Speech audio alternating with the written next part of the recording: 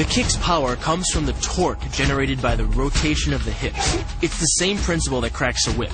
Turning the hips just a few degrees forces the foot to travel a much greater distance and creates a lot of speed as it does. The longer the leg and quicker the rotation, the faster the kick.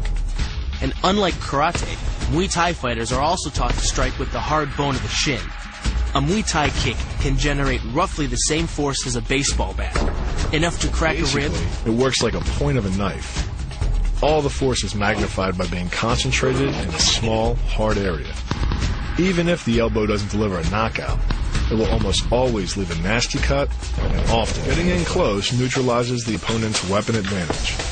Then, in the clinch, we bring the power of the knee to bear.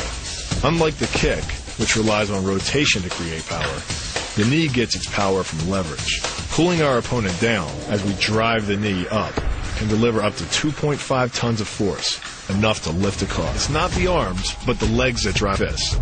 Like a piston, the explosive power of the legs is capable of generating hundreds of pounds of force, all to a very vulnerable area, the soft underside of the opponent's jaw. Like the Hanuman move, the flying knee relies on the explosive power of the legs. But rather than spread the power of our blow over two fists, it concentrates it into the spear point of the knee and combines it with the force of gravity.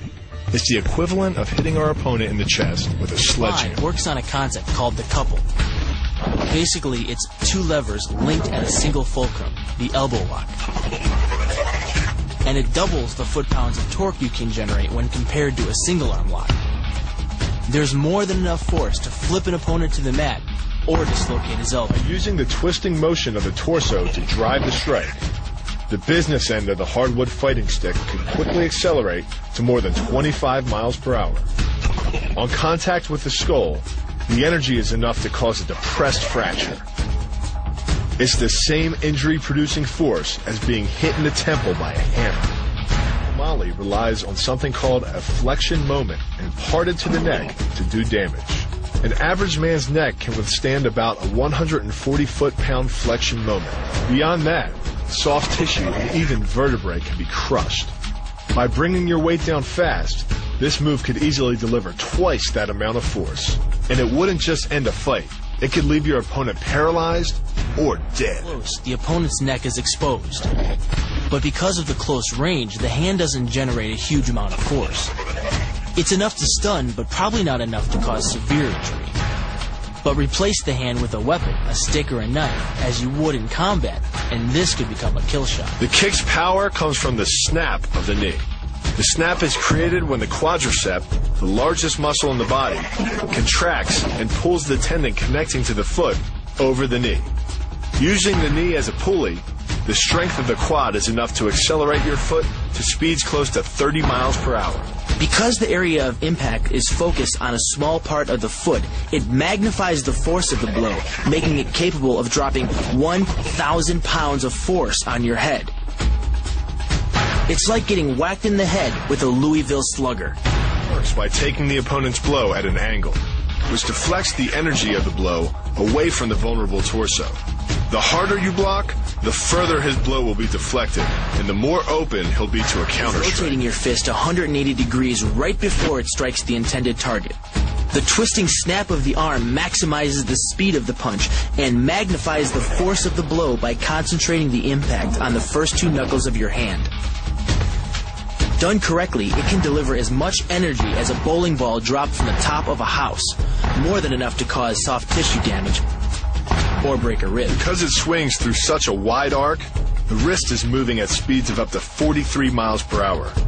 And since the radius doesn't deflect or compress nearly as much as a fist, it can deliver a staggering blow, like being hit with an axe handle. This roundhouse kick is designed for maximum impact. With the powerful muscles of the thigh yanking the tendon over the knee, the foot accelerates from 0 to 21 miles per hour in just 1/3 of a second. Combine that with the reinforced shoe, and this kick can drive the nose bone back up into the brain. It's aimed at the largest gland in the human body, the liver. A direct hit won't just bring an opponent down. It can rupture the gland, causing severe internal bleeding. But the liver is well protected by the rib cage, so the kick must be accurate to within half an inch. In this move, the forward propulsion of the hips, combined with the piston motion of the lower leg, can send well over 700 pounds of force directly through the rigid bone of the heel. This impact won't just knock an opponent down. The force is enough to permanently damage his kneecap, leading with the near arm. The first jab travels the shortest distance to the opponent, so what it lacks in force, it makes up for in speed. The second punch, utilizing both the twist of the shoulders and the forward momentum of the kick, can carry over 4 times as much impact. And just a few hundred pounds of force to the temple is enough to cause a knockout. This move uses the same principle as a throw in judo, off-balancing your opponent and then using his momentum to send him down.